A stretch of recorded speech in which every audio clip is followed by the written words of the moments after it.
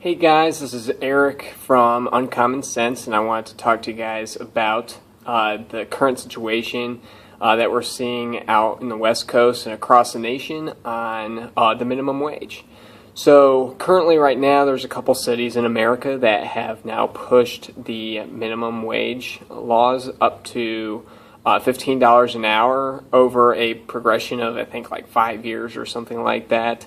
By 2020, some of these cities like LA and Seattle are going to have $15 minimum wage hikes. One thing that I wanted to start out with is the hypocrisy that we're seeing currently from the labor unions. Now that they had assisted in pushing these minimum wage hikes, and they are now kind of backtracking and saying, well, companies that are now unionized, we should have an exemption. It's kind of crazy. It's kind of double standard. It's like they understand that that minimum wage doesn't necessarily always mean having a job. I could go into some specifics about that, but I'm not really going to get too detailed on that part. One of the things that I wanted to really cover today is a sign that I saw saying "End Wage Theft." This sign was being held up in a number of protests across the nation in order to increase the minimum wage up to $15 an hour. One of the things that I have a problem with this is that when you enter an agreement with an employer about your wage, it's not theft. Theft means that you own something and it's being taken from you. But when you enter into a mutual agreement with your employer, both parties, hopefully it's a win-win situation or it doesn't happen. I mean, this happens when you walk into a store and you purchase an item. You're willingly wanting to let go of, say, $20 to pay for whatever you're paying for. So let's just give an example. You find it necessary, even though the prices of oil are kind of high, you find it necessary for you to be able to travel to work so you can earn more money, travel around, to be able to hang with friends, whatever it happens to be. You find it necessary to let go of $3 per gallon in order to get around. You just find it more valuable to get around than it is to hold on to the $3 per gallon. So again, that's a mutual agreement. You don't have to go, nobody's forcing you to go in and pay $3 a gallon. You can walk, you can ride a bike. There was a good portion of our history where we didn't have cars, we didn't use oil or gas to get around. So you could obviously choose that option, but you find it highly valuable to be able to get around in your car, and so you're willing to give up that money. You find it highly valuable to be able to get around with that kind of transportation. So the same thing happens when you are entering into an employment agreement. Your employer says, I can pay you this amount of money because I'm only going to get X amount of productivity from you. And so you say, well, I have this amount of skills, I need a job, I need to be able to pay for other things, so I'm willing to enter into that agreement.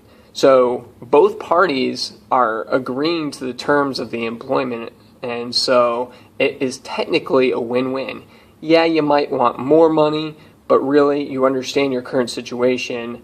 Some money is better than no money, which means unemployment. So you enter into that agreement and you work at the productivity level that the employer expects from you.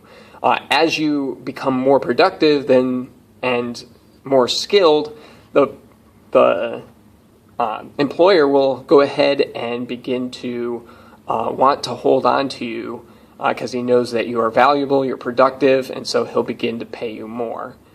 So that is how that happens. Now, if you feel like that you're getting kind of gypped and you want to be able to bargain for a higher wage, you're more than welcome to go ahead and do that. You go in and you talk to your employer and you ask them for a higher wage. If they're not willing to give it to you and you know that they're capable of it, then you can collectively bargain. So this is where unions come in. I'm not against unions. I'm not against collective bargaining. Obviously, more people together to bargain is better than just you as an individual. But then again, what I am against for unions is that forcing other people to join the unions when they don't want to, they don't find it necessary, so they don't need to. And then the other thing I'm against is when you're collectively bargaining, not you and the employer, but you and the government, in order to force the employer to do something that he's not either A, willing to do, or B, able to do. So you just have to assume that if the employer is paying you a certain amount, it's because you're only so productive. If you're not more productive or worth more than $7 an hour, I mean, you might be able to get a little bit more, but at the same time, if you're only worth $7 an hour to the employer can't do much about it. He doesn't see a value. He's not gaining more money to reinvest in the company by giving you a raise. And so it's all about supply and demand, how much productivity you can bring to the company, and that's how much you're going to be paid. Again, if in the free market, if you want to be paid more and that employer's not willing to pay you more, you can look around and find other employers that are willing to pay you more. And so you leave that job and you get a better job. I mean, that's how a lot of people gain skills. They find out that they're becoming more productive and they find better jobs elsewhere. I mean, that's why you see such high turnover rates at low-income jobs, such as McDonald's. I mean, I remember seeing so many people come and go when I worked at McDonald's myself. It's not meant to be a job where it's supporting people forever.